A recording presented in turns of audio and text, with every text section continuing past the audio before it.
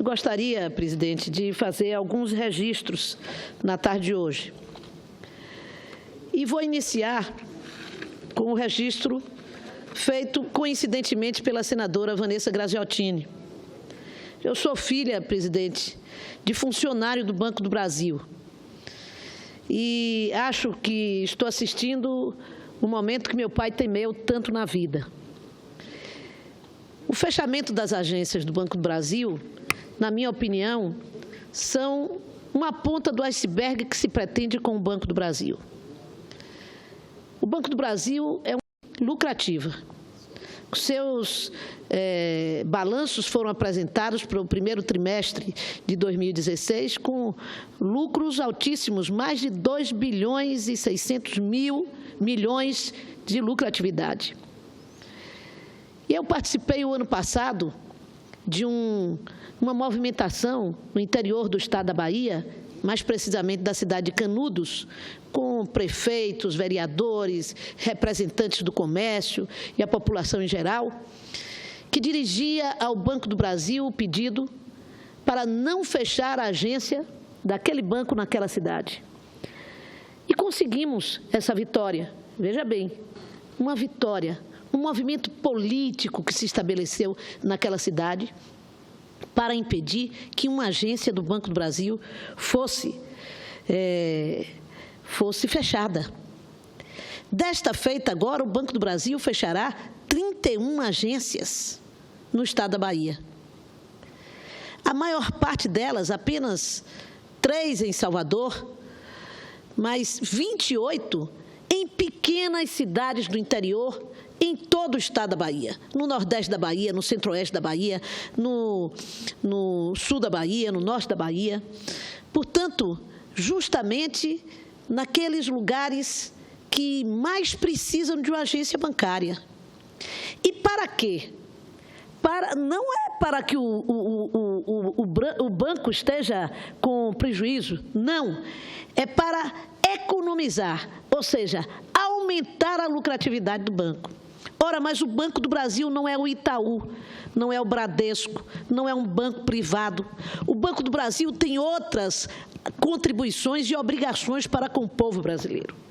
Avança, portanto, um conceito dentro do banco, dentro do governo, de que o banco se aproxime cada vez mais dos objetivos apenas de um banco privado, aumentando mais e mais a participação, inclusive de capital estrangeiro, e se distanciando do objetivo, do valor de ser um banco patrimônio do Brasil. E é isso que eu gostaria de registrar. Não vou nem detalhar mais essa questão, como um registro, como um protesto. Da mesma forma que lutei para que a agência de Canudos não fechasse. Quero lutar para que as 31 agências do Banco do Brasil sejam mantidas para continuar contribuindo com o desenvolvimento da Bahia, com a economia da Bahia, com os aposentados da Bahia, com a produção rural da Bahia. O meu pai foi gerente, foi chefe da carteira agrícola do Banco do Brasil em Ipiaú. Quando eu nasci em Cachoeira, cidade a 117 quilômetros de Salvador, no Recôncavo Baiano, a cidade heróica. Nasceu a minha irmã, Nancy e eu nascemos lá. Em Catu, que era a cidade de meu pai e minha mãe, não havia Banco do Brasil. E meu pai veio de Mundo Novo, no interior da Bahia, foi para Cachoeira, onde moramos mais de 8 anos, onde nasci. Foi depois para Ipiaú. Depois de Ipiaú, ele foi transferido para Alagoinhas, que era a cidade mais próxima da sua terra, que havia Banco do Brasil. A vida de meu pai foi toda vinculada à sua vida política, como liderança sindical, à defesa do Banco do Brasil. E hoje eu me pronuncio, portanto, senhor presidente, não apenas como uma senadora da Bahia em defesa dos interesses da economia do povo da Bahia, mas em defesa do Banco do Brasil. Na Constituição Constituinte de 88, integrei a bancada de defesa do Banco do Brasil, como filha de funcionário do Banco do Brasil. E faço isso aqui hoje, compreendendo que o que está sendo feito não é uma defesa do Banco do Brasil como patrimônio do povo brasileiro, mas uma defesa dos interesses apenas negociais do banco para ir numa outra direção, desviar-se do seu objetivo central enquanto banco público, enquanto banco do povo brasileiro. Mas também, senhor presidente, eu queria também fazer um outro registro. Hoje foi anunciado pela imprensa que se reunia o Conselho de Desenvolvimento da Presidência da República. E eu quero registrar e deixar o meu protesto a retirada de dezenas de entidades, algumas delas, como a UNE, como a CUT, a UNE com toda a sua história política estudantil no Brasil, em defesa da Petrobras, em defesa dos interesses do povo brasileiro, mas certamente porque essas entidades foram entidades que se pronunciaram contra o impeachment da presidente Dilma e têm exercido uma oposição ao governo do atual presidente. Alguns podem até achar compreensível, mas eu não posso admitir, além de protestar contra a saída dessas entidades e tantas outras personalidades, eu não posso admitir, fiquei chocada, com simplesmente o afastamento, a retirada da CNBB do Conselho de Desenvolvimento. A CNBB provavelmente, porque a CNBB teve posição clara em relação à PEC 241. E eu aqui quero registrar, além da CNBB, o posicionamento do arcebispo de Salvador, primaz do Brasil, Dom Murilo Krieger, amigo de Santa Catarina, nascido em Santa Catarina e amigo, portanto, do nosso querido e saudoso Luiz Henrique, e que publicou uma carta uns 20 dias atrás, a respeito da PEC 241, que começava dizendo assim: primeiro, um ponto de vista é a vista de um ponto. O Conselho Permanente da CNBB emitiu esta nota consciente de que é preciso alertar a nação para os males da PEC 241. Procurou colocar-se, pois, do ponto de vista dos mais necessitados e que mais sofrerão suas consequências. Se a PEC 241 é tão boa assim, por que seu conteúdo não foi colocado para a sociedade discutir? Por que foi aprovada pela Câmara Federal tão rapidamente? Alguém se lembra de outra proposta de emenda à Constituição aprovada em tão pouco tempo? Afinal, não se trata de uma proposta qualquer, mas de uma proposta de emenda àquele que é o nosso texto principal, a Constituição. Segundo, com a PEC 241 haverá limites para o investimento em saúde, educação, etc. Mas não foi colocado limite algum para o pagamento dos juros da dívida pública. Aliás, por que o governo não faz uma auditoria da dívida pública? Não fazendo, apenas repete o comportamento do governo anterior, que antes de ser eleito falou muito da necessidade de fazer essa auditoria. Ficou no governo 14 anos e nada fez. Vamos continuar assim, simplesmente pagando juros? Para o capital mundial, esta PEC é tudo o que ele gostaria de ver aprovado. Os bancos que já ganharam muito nos últimos anos vão ganhar ainda mais. Sobrará dinheiro para investirem na imprensa, dizendo que esse sacrifício é mesmo necessário para o bem do Brasil. Quarto, chamar de marxista quem pensa diferente de nós é o mesmo que condenar Jesus por ter dito aos apóstolos, diante da fome da multidão: dá-lhes vós mesmos de comer. Se pensar nos pobres e nos que mais serão afetados pela PEC 241 for um gesto marxista, perguntemo-nos o que fazer com o Evangelho e a doutrina social da Igreja dele consequente. Quinto, cada qual tem o direito de pensar diferente. A própria nota incentiva o diálogo, que não tem havido. Peço apenas aos que pensam diferente do que está na referida nota que aguardem e a releiam daqui a 3 ou 4 anos. Quem viver, verá. Em Cristo Jesus, Dom Murilo Krieger, SCJ, arcebispo de Salvador, primaz do Brasil. Eu penso, e aqui aproveito para parabenizar Dom Murilo, este grande pastor da Bahia, e do Brasil, para dizer que estou entendendo a saída da CNBB, do Conselho de Desenvolvimento, com aquela máxima da ditadura militar. Só estudante é feito para estudar, professor para ensinar. Não lhes cabem manifestação.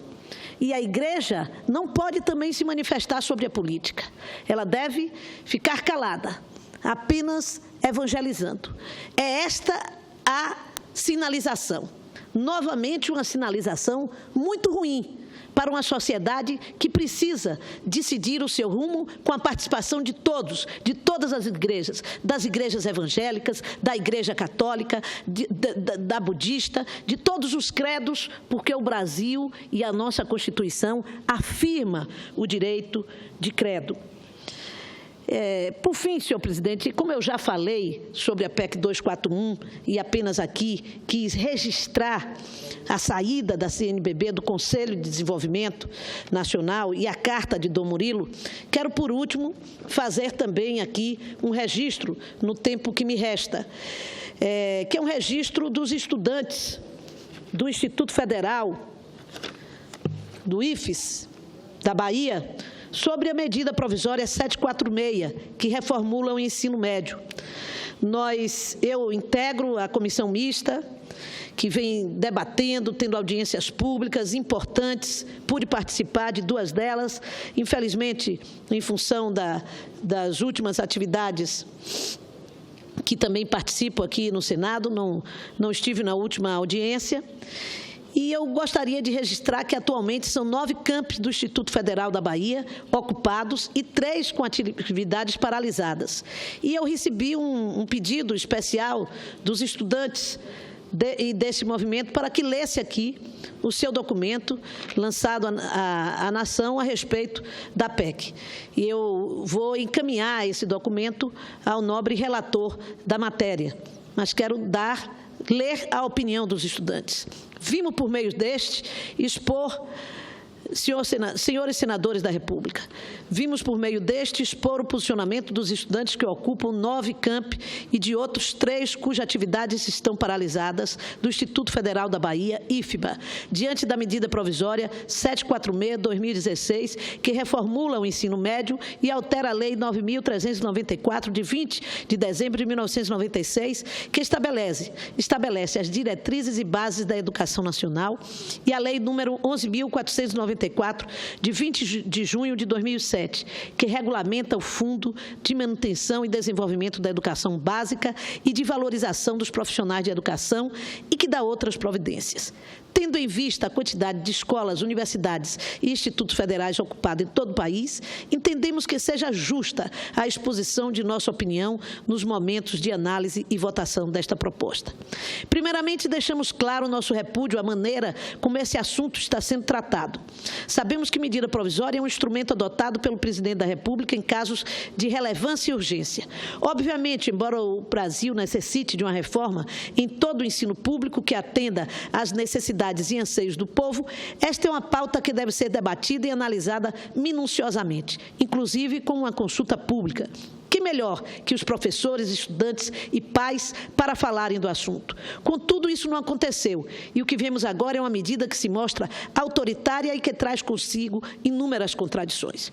O parágrafo único do artigo 24 prevê o aumento progressivo da carga horária mínima anual de 800 horas para 1.400 horas. Sendo assim, teríamos aula em período integral. Nesse sentido, com a infraestrutura das escolas brasileiras, que já mal suportam a demanda atual, como isso seria possível? Os estudantes necessitariam mais ainda que as escolas fornecessem alimentação, bolsas de estudos, auxílio, enfim, todo um programa de assistência estudantil. Para ver uma mudança como essa, seria mais que necessário um aumento nos investimentos em educação. Mas isso vai de encontro à PEC 55/2016, que está com os debates e votações em andamento e que objetiva o congelamento dos gastos, lê-se investimentos primários durante 20 anos. O parágrafo 2º do artigo 26 trata sobre o ensino de arte, somente na educação infantil e fundamental, tirando a sua obrigatoriedade do ensino médio. Isso é uma afronta a toda a população que utiliza a rede pública de educação, que paga altos impostos por tais serviços e que recebe uma educação aquém do que realmente merece. A arte constitui nossa identidade, forma e transforma quem somos, aguça nossos sentidos, nossa capacidade de expressão, nossa habilidade em entender sentimentos e acontecimentos históricos. É uma afronta porque nós temos direito ao conhecimento de nós mesmos e do mundo. O parágrafo 3º, também do artigo 26, retira o ensino da educação física como obrigatória no nível médio. Quantas e quantas vezes os senhores já viram jovens que encontraram no esporte uma alternativa de vida melhor? Se a escola é a porta de entrada para todo conhecimento formal, ou pelo menos deveria ser, nada mais digno que nela esteja presente a prática de atividades físicas e esportivas. É imensa a transformação que uma área como essa traz para a vida de cada um de nós, uma vez que nos ensina trabalho em equipe, estimula a qualidade de vida, disciplina e valoriza a importância das regras para a coletividade, além de oportunizar a construção de uma carreira profissional no ramo. O texto da medida provisória 746 deixa como obrigatório em todos os anos apenas o ensino de língua portuguesa, matemática e de língua inglesa. As demais disciplinas que podem ser oferecidas são determinadas pela instituição. Sendo assim, ofertar o ensino de filosofia, sociologia e história, por exemplo, não é mais obrigatório, porque, pelo que parece, não há mais interesse em formar cidadãos críticos e conscientes de seus direitos. É claro que nós, estudantes, não somos papéis em branco esperando que a escola nos preencha, mas é evidente que as questões da cidadania são trabalhadas e desenvolvidas no ambiente escolar, no contato com outras pessoas de diversas crenças, etnias, estilos e demais diferenças que fazem de nós indivíduos cidadãos. Segundo o artigo 36, o currículo do ensino médio será composto pela Base Nacional Comum Curricular e por itinerários formativos específicos a serem definidos pelos sistemas de ensino. Ora, se o currículo será definido pelo sistema de ensino, o indivíduo não possui tanta liberdade de escolha quanto a propaganda divulga em rede nacional de televisão querem nos fazer acreditar.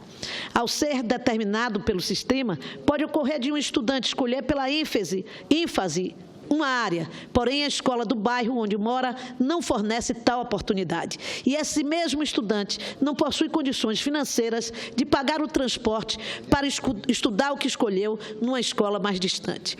Essa pessoa está, portanto, condicionada a se especializar em algo que não escolheu por pura conveniência. O que se compreende é apenas as áreas mais nobres possuirão o aclamado direito de escolha, sendo conferida às áreas mais carentes a preferência forçada pela área do conhecimento definida pelas escolas, que provavelmente escolherão, por lógica básica de mercado, a mão de obra mais barato e que lhes for propícia.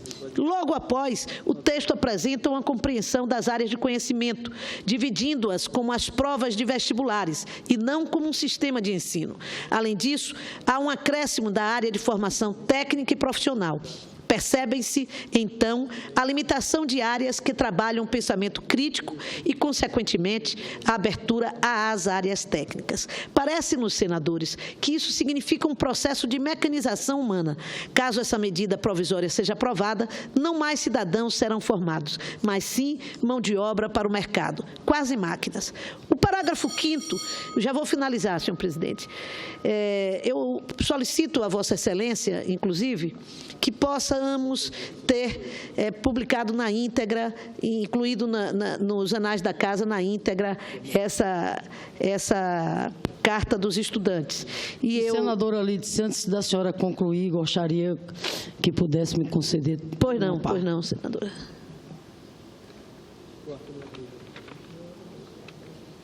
Pois não, pode... Senadora, quero saudá-la pelo registro que Vossa Excelência está fazendo, registro que traz, que é a voz, o sentimento dos estudantes, dos professores do Instituto Federal de Educação Profissional da Bahia, não é isso? Sim. Pois bem, quero me associar... É o IFE da Bahia. Exatamente, quero me associar a Vossa Excelência, porque igualmente lá no nosso estado, grande mobilização, não só dos estudantes secundaristas, das escolas estaduais, ocupações, etc., mas também há uma grande mobilização dos estudantes e professores dos IFRN, Instituto Federal de Educação Profissional e Tecnológica do Rio Grande do Norte. E a posição deles, senadora Lídice, é semelhante exatamente à posição dos estudantes e professores do Instituto Federal lá da Bahia, assim como também dos estudantes da universidade, no sentido de chamar a atenção da opinião pública para a inoportunidade que é o governo federal propor mudanças, propor reformulação no chamado ensino médio via o instrumento da medida provisória. Não só pelo caráter que ela tem de força de lei, e sobretudo pelo seu caráter restritivo, 60 dias, podendo ser prorrogado por mais 60 dias, portanto, apenas 4 meses, mas também pelo seu conteúdo equivocado.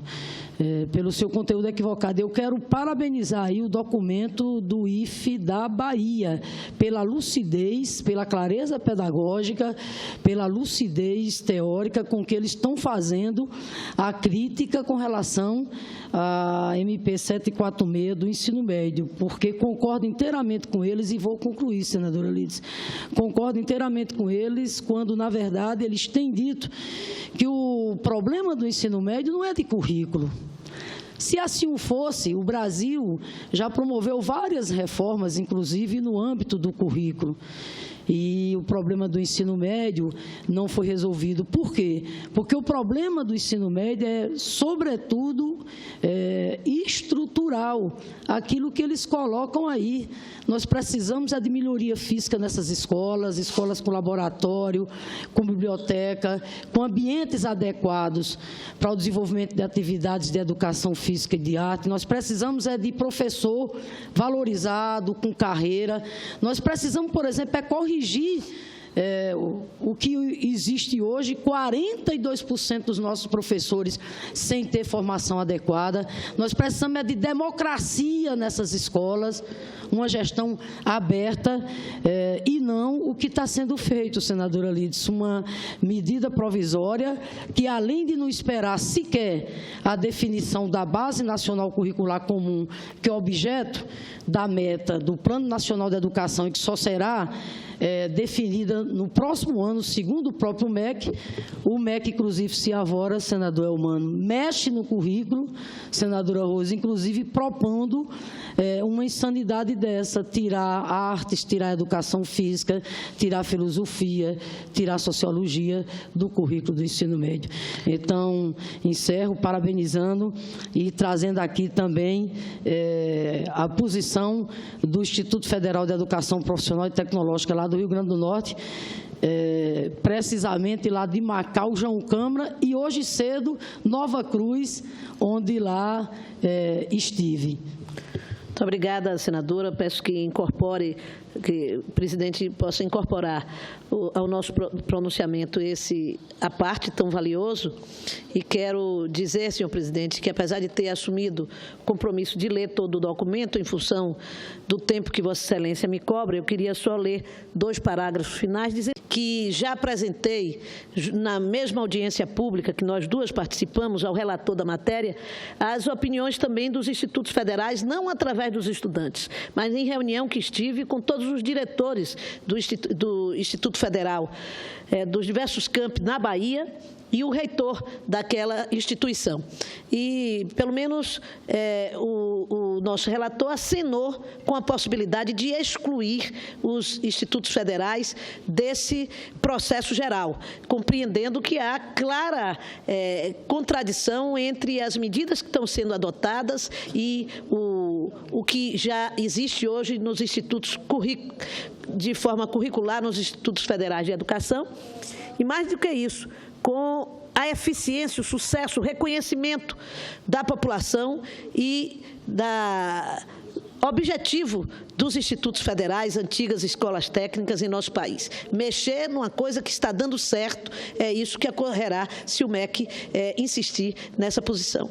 Portanto, eu peço desculpas aos estudantes, mas o professor, o presidente está me pressionando para que encerre, e eu vou ler apenas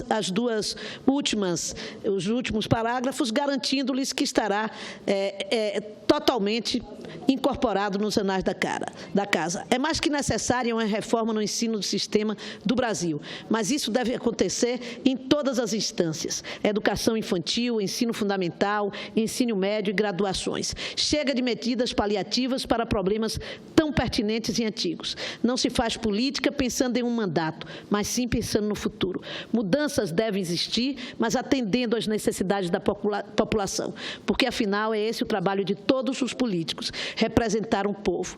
Infelizmente, senadores, nós não estamos nos sentindo representados pelos senhores. Tantas e tantas ocupações por todo o Brasil e nenhum sinal das autoridades, a não ser, claro, para tentar desocupar as escolas e universidades, usando, inclusive, a força policial. Não somos contra essa medida provisória, porque entendemos, nós somos contra essa medida provisória porque entendemos que é um projeto de mecanização da educação, mais uma tentativa de precarizar o ensino público, usando de medidas e justificativas estapafúrdias, sem consulta pública, sem o menor diálogo com quem os colocou nas respectivas cadeiras onde estão. Portanto, representem o povo.